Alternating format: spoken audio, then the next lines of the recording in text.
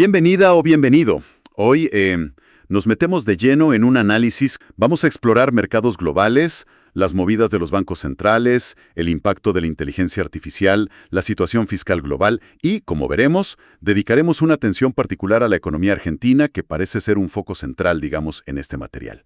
La misión: extraer las ideas clave y entender las conexiones. El menú es variado, ¿eh? Empezamos con las valoraciones del S&P 500, que están, bueno, dando que hablar, y el papel de la IA en todo esto. Luego, las decisiones cruciales de los bancos centrales esta semana. Daremos una mirada a datos de China y Europa, sin olvidar las tensiones geopolíticas. Hablaremos del rol de las criptomonedas, de esa creciente preocupación por la responsabilidad fiscal, especialmente en Estados Unidos. Y cerraremos con esa mirada profunda a la Argentina. Exacto. Es un momento fascinante y complejo a la vez. Por un lado, valoraciones de mercado que algunos consideran estratosféricas, pero que otros justifican por la revolución tecnológica en curso. Por otro, preocupaciones muy serias sobre cómo se manejan las cuentas públicas a nivel global. Y esta semana, la atención se centra en los bancos centrales. Entender cómo interactúan todas estas piezas es, bueno, el gran desafío. Bueno, vamos a desglosar esto. Empecemos por el S&P 500 y esas valoraciones. El material las compara con momentos históricos bastante intensos. Dice que están por encima de la burbuja de las .com y por encima incluso del nivel de valoración que tuvo el S&P 500 o el Dow Jones en 1929. Eso es decir mucho. Es una comparación que ciertamente llama la atención, ¿sí? Ahora, el argumento que presenta el análisis para justificar estos niveles se apoya fuertemente en la inteligencia artificial, calificada como la revolución tecnológica más importante de la historia. No es solo eso, también menciona una aceleración de la liquidez global que estaría ayudando a sostener estas cotizaciones. Y un punto interesante, se observa inversores buscando refugio no solo en oro o Bitcoin, sino también en valores ligados a la IA. Y citan explícitamente la irresponsabilidad fiscal de los políticos como una de las razones para buscar estas alternativas. Y aquí es donde se pone realmente interesante. El análisis habla de una distorsión dentro del propio S&P 500. Menciona que el ratio entre el S&P 500 de igual ponderación y el S&P 500 Spot no para de bajar y está en niveles no vistos desde el año 2003. Explícanos un poco eso de la igual ponderación. ¿Qué significa realmente para entender la salud del mercado más allá de esos gigantes tecnológicos? Claro. El S&P 500 Spot, o digamos el estándar, está ponderado por capitalización de mercado. O sea, las empresas más grandes tienen mucho más peso. El de igual ponderación, el equal weight, le da el mismo peso a cada una de las 500 empresas. Que ese ratio baje tanto significa que el rendimiento del índice estándar está siendo impulsado de forma, desproporcionada por un grupo muy pequeño de acciones enormes, los llamados 7 magníficos, muchos ligados a la IA. Si miraras al promedio de las 500 empresas, la foto sería muy diferente, mucho menos optimista. Sugiere una concentración de mercado muy alta. Entendido. O sea, una fiesta a la que solo unos pocos gigantes están realmente invitados. Ahora, pasando a los bancos centrales, el material dice que esta semana es crucial. ¿Qué se espera? Sí, hay una agenda cargada. Reuniones de la Reserva Federal, la Fed, el Banco de Canadá, el Banco de Inglaterra y el Banco de Japón. Para la Fed, el mercado prácticamente da por hecho, el análisis habla de un 96% de probabilidad que habrá una baja de 25 puntos básicos en la tasa de interés. Es decir, un recorte de 1/4 de punto porcentual para llevarla al rango de 4 a 4,25%. Pero la clave estará en el discurso de Jerome Powell, el presidente de la Fed. Todos estarán atentos a si confirma las expectativas de 2 recortes más en las próximas reuniones de este año. Incluso se cita una previsión de Morgan Stanley que va más allá. Esperan 4 bajadas de tipos de interés hasta el mes de enero del 2026. Entonces, parece que el consenso es que las tasas bajarán. Pero aquí hay algo curioso que señala el análisis. A pesar de estos recortes esperados y una predicción optimista de que el S&P 500 durante el año 2026 va a seguir subiendo no menos de un 10%, se cree que justo después de la reunión de la Fed esta semana las bolsas podrían caer. ¿Cómo se explica esa aparente contradicción? Ya tan anticipados y descontados en los precios actuales, es probable que esta semana, tras la reunión del FOMC, el Comité Federal de Mercado Abierto, que es quien decide las tasas en la Fed, las bolsas puedan experimentar un retroceso. Los inversores ya incorporaron la buena noticia, el recorte, y podrían tomar ganancias. De hecho, el texto llega a mencionar este posible retroceso como una oportunidad de compra para quien crea en la tendencia alcista a más largo plazo. Fascinante la psicología del mercado, ¿eh? Y esta mezcla de optimismo tecnológico y cautela monetaria no ocurre en el vacío, ¿verdad? El material también nos da una panorámica global. ¿Qué otros puntos clave detectas fuera de Estados Unidos? Por ejemplo, en China. Correcto. En China, el panorama que describe es de desaceleración. La actividad económica en agosto fue más débil de lo esperado, con una fuerte caída de la inversión y datos de producción industrial y ventas minoristas por debajo de las previsiones. Lo llamativo es que, a pesar de estos datos, la bolsa china sube. La interpretación que se da es que el mercado descuenta que el gobierno va a tomar medidas de estímulo económico. Esto subraya una dinámica particular de ese mercado, una fuerte dependencia o, digamos, expectativa de la intervención estatal. ¿Y en Europa? Parece que también hay focos de tensión allí. Sí, el análisis menciona específicamente a Francia. La agencia Fitch le ha rebajado la calificación crediticia, dejándola en su nivel histórico más bajo, citando la grave crisis política y económica. Esto tiene reflejo inmediato en los mercados. Los bonos franceses a 10 años ofrecen uno de los rendimientos más altos de la eurozona. La prima de riesgo, o sea, la diferencia de rendimiento con los bonos alemanes considerados más seguros, casi se ha duplicado desde que el presidente Macron convocó elecciones anticipadas. Es un claro ejemplo de cómo la inestabilidad política impacta directamente en la percepción del riesgo financiero. Y para completar el cuadro global, el factor geopolítico sigue presente, ¿no? Efectivamente, el material indica que la tensión con Rusia continúa. Se mencionan incidentes como incursiones de drones en Rumanía y maniobras militares en la región. También recoge unas declaraciones atribuidas a Trump, sugiriendo grandes sanciones a Rusia si la OTAN actúa militarmente o si Europa deja de comprar petróleo ruso. Son recordatorios de que los riesgos geopolíticos siguen latentes y pueden afectar el sentimiento del mercado en cualquier momento. Entendido.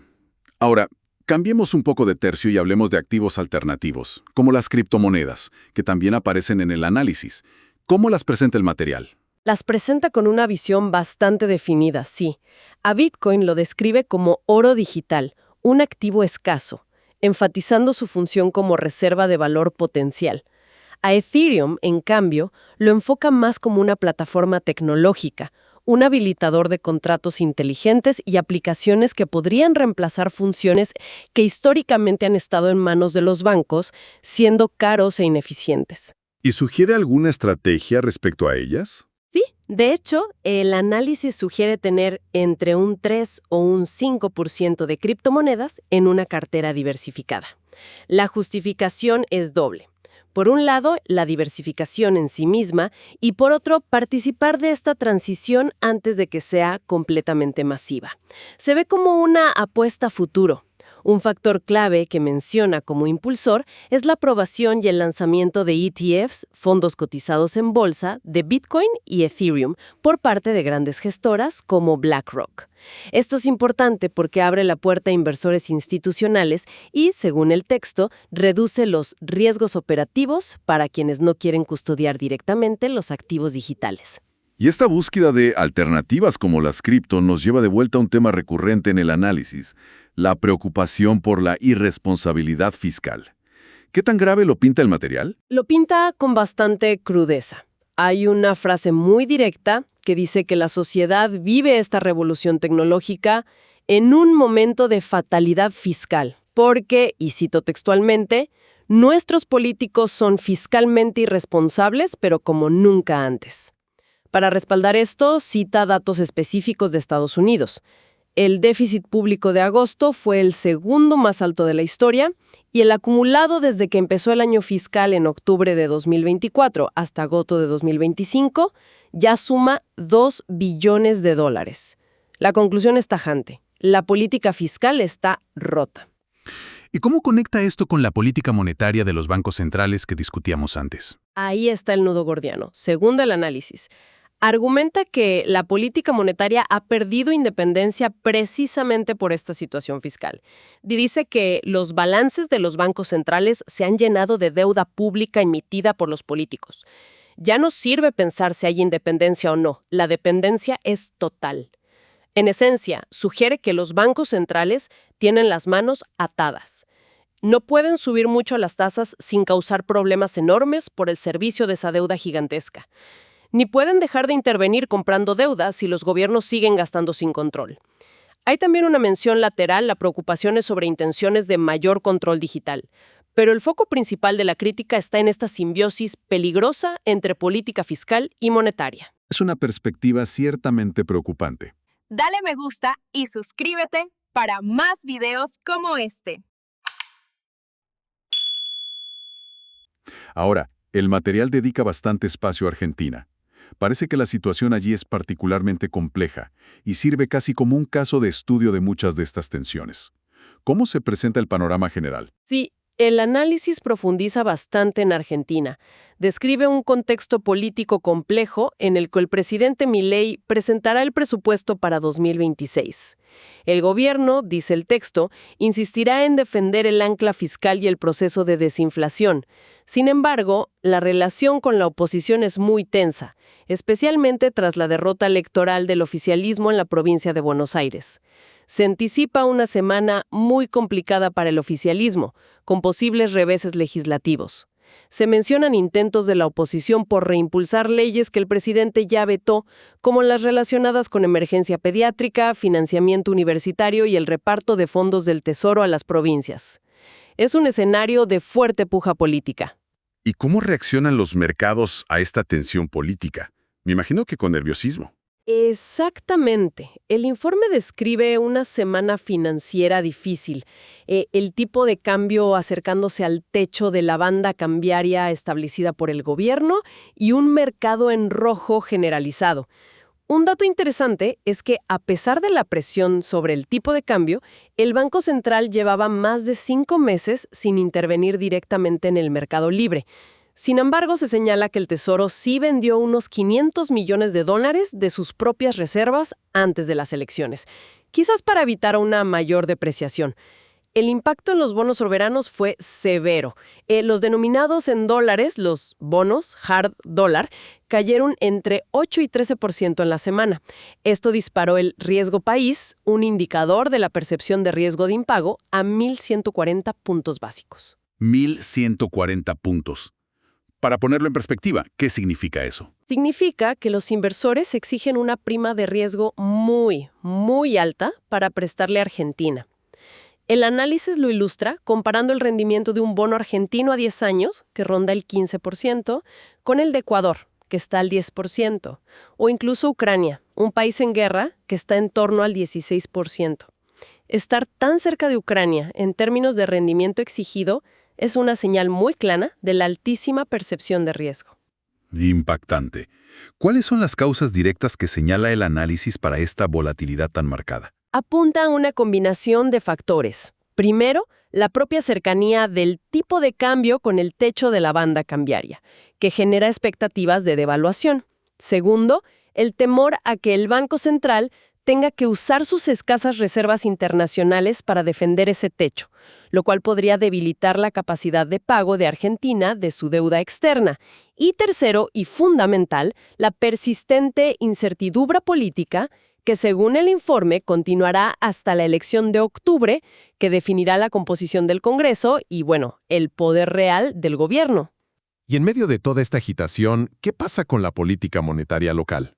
¿Hubo cambios recientes? Sí. El documento detalla idas y vueltas. Hubo una primera fase, tras el cambio de gobierno, donde se buscó desarmar las LEFI, que eran letras de liquidez del Banco Central, una forma de deuda de corto plazo en pesos. Esta política llevó las tasas de interés de corto plazo a superar el 100% nominal anual, un apretón monetario muy fuerte. Sin embargo, más recientemente el Banco Central dio un giro. Volvió a remunerar la liquidez overnight de los bancos, o sea, los pases pasivos. Y la tasa de esas operaciones, llamadas pases o simultáneas, bajó significativamente, del 45% al 35% nominal anual.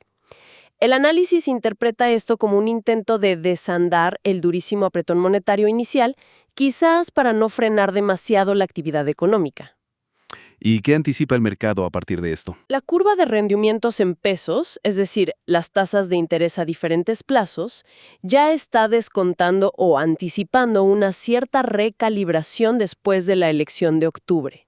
Se espera una aceleración relativamente transitoria de la inflación y un reacomodamiento del tipo de cambio real. O sea, una devaluación del peso para recuperar competitividad una vez que pase la cita electoral. El análisis también mira sectores específicos, ¿no? Mencionaste Vaca Muerta, el gran yacimiento de hidrocarburos no convencionales. Correcto. A pesar del boom que atraviesa Vaca Muerta, descrito como el sector estrella de la economía argentina, no escapa a los problemas macro. El elevado riesgo país, por encima de los 1.000 puntos, ha frenado la salida a los mercados internacionales de crédito de las principales operadoras petroleras, dificultando la financiación de inversiones. Y la situación, añade el texto, es aún más difícil para las pymes y proveedores de servicios del sector, que sufren no solo por esto, sino también por la caída en el precio internacional del petróleo y por una agresiva apertura de importaciones que les genera competencia. ¿Qué se necesita entonces para que Argentina salga de esta volatilidad crónica, según el material? Bueno, el análisis señala varios elementos técnicos necesarios para que el mercado de capitales local gane profundidad. Habla de jugadores institucionales como fondos de pensión o aseguradoras mucho más desarrollados, el regreso de jugadores offshore, o sea, inversores extranjeros, y más volumen de comercio exterior. Sin embargo, subraya que el obstáculo fundamental es la falta de consensos económicos básicos entre los principales partidos políticos. Sin un acuerdo mínimo sobre el rumbo económico, la conclusión es pesimista a corto plazo. La volatilidad va a seguir así hasta octubre, cuando el resultado electoral quizás aclare un poco el panorama. Pero hay un dato sobre la deuda externa que parece algo más positivo, ¿o no? Sí, hay una nota de relativa calma en ese frente, es cierto. Se indica que actualmente las reservas en dólares del Banco Central son suficientes para cubrir cómodamente los próximos 2 pagos semestrales de intereses de los bonos globales y bonares, que son los principales títulos de deuda soberana en dólares. Esto sugiere, según el texto, que esta deuda va a seguir cómodamente performando por un tiempo. O sea que Argentina seguirá pagando sus compromisos de deuda en dólares sin problemas en el corto plazo. Pero el riesgo principal sigue latente y es político entonces. Exactamente. El riesgo clave que identifica el análisis es que un mal resultado electoral en octubre afectaría las perspectivas de Argentina de reacceder al mercado internacional de crédito voluntario. Si el país no puede volver a financiarse afuera, se vería obligado a una recalibración del programa económico. Esto probablemente implicaría buscar un mayor tipo de cambio real, o sea, una devaluación más pronunciada, para intentar acumular dólares a través de un mayor superávit comercial.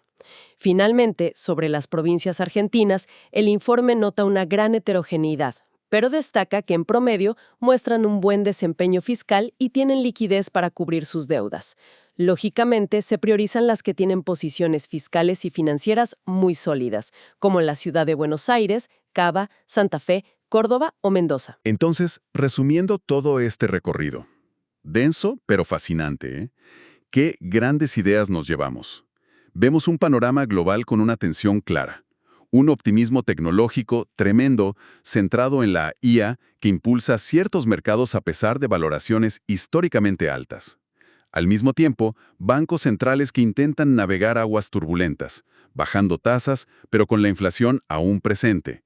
Y como telón de fondo constante, esa preocupación por la responsabilidad fiscal que parece agudizarse sobre todo en Estados Unidos, Argentina, en este contexto, aparece como un caso extremo donde la volatilidad económica y la incertidumbre política se retroalimentan de forma muy intensa. La palabra clave es interconexión, sin duda.